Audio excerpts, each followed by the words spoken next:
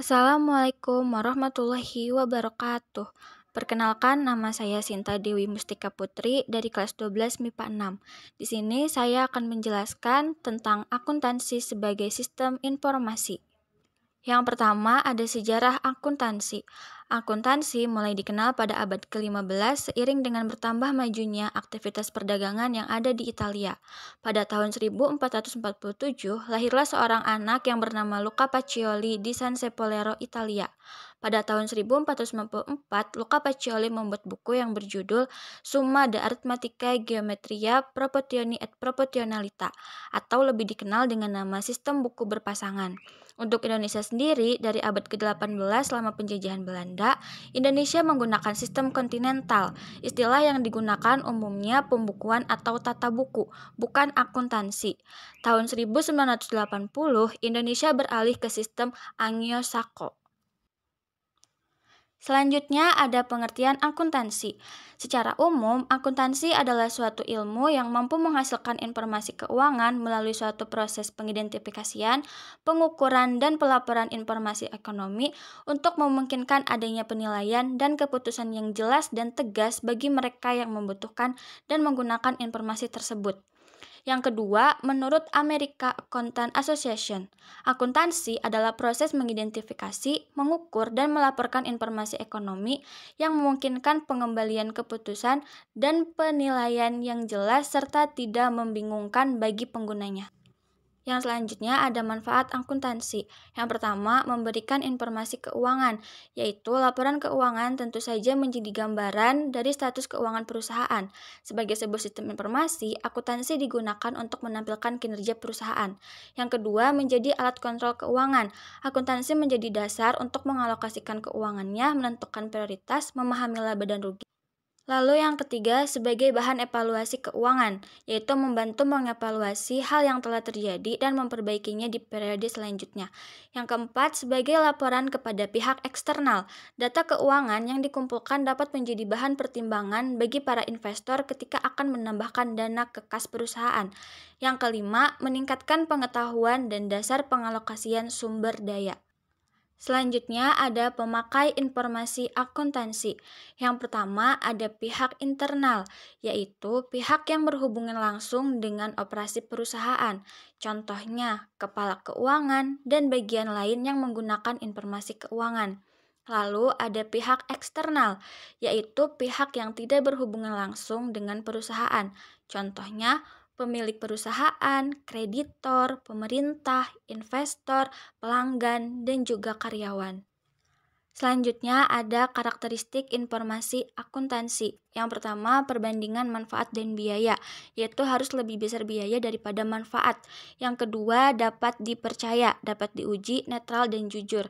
Yang ketiga, relevan, memberikan peristiwa masa lalu yang dapat membantu membuat prediksi masa depan. Lalu ada dapat dipahami, yaitu oleh internal maupun eksternal. Lalu ada nilai prediksi, memprediksi kelangsungan perusahaan. Lalu ada umpan balik, yaitu prediksi pembenaran, penolakan, atau pengambilan peluang. Lalu ada dapat dibandingkan dengan tahun sebelumnya. Lalu tepat waktu, laporan keuangan tentu harus tepat waktu. Lalu ada cukup berarti. Kemudian ada prinsip dasar akuntansi. Yang pertama ada prinsip harga perolehan atau historical cost, yaitu menulis setiap pengeluaran menghendaki penggunaan perolehan dalam mencatat aset, hutang, modal, dan biaya.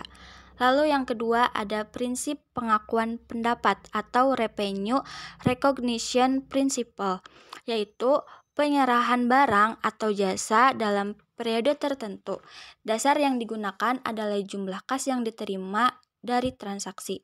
Lalu yang ketiga ada prinsip mempertemukan atau matching principle, yaitu mempertemukan biaya dengan pendapatan yang dihasilkan.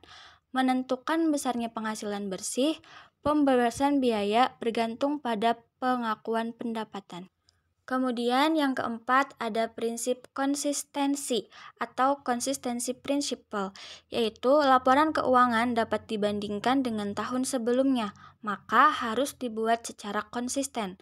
Lalu yang kelima ada prinsip pengungkapan penuh atau full disclosure principle, yaitu menyajikan informasi yang lengkap dalam laporan keuangan, karena informasi tersebut merupakan ringkasan transaksi dan saldo rekening tertentu. Nah, selanjutnya ada bidang-bidang akuntansi. Yang pertama ada akuntansi keuangan, yaitu bidang akuntansi yang paling banyak dipelajari. Bidang ini berhubungan dengan pencatatan transaksi keuangan perusahaan, contohnya utang, perubahan aset, dan juga modal. Lalu ada akuntansi pemerintahan, yaitu penyajian laporan keuangan di lembaga pemerintahan. Datanya yaitu berbagai aspek pengelolaan administrasi keuangan pemerintah, contohnya bekerja di BPK dan juga di BPKP. Lalu ada akuntansi pemeriksaan, yaitu yang berfokus pada pemeriksaan laporan keuangan yang telah dibuat perusahaan tanpa adanya tekanan dari pihak manapun. Tujuannya untuk mengetahui kebenaran dari laporan tersebut. Lalu masih banyak lagi ada akuntansi biaya, akuntansi manajemen, akuntansi perpajakan, dan lain-lain. Nah, yang selanjutnya ada profesi akuntan. Yang pertama ada akuntan perusahaan yang bertugas membuat laporan keuangan di perusahaan. Lalu yang kedua ada akuntan publik, yaitu pelayanan jasa pada perusahaan atau pemerintah apabila dibutuhkan untuk mengecek laporan keuangan. Lalu yang ketiga ada akuntan pemerintah, yaitu yang bertugas membuat anggaran belanja negara atau daerah. Dan yang terakhir ada akuntan pendidik, yaitu yang memberikan pengajaran mengenai akuntansi. Contohnya ada guru akuntansi, dosen, penyusun buku-buku akuntansi. Selanjutnya yang terakhir ada etika profesi akuntansi.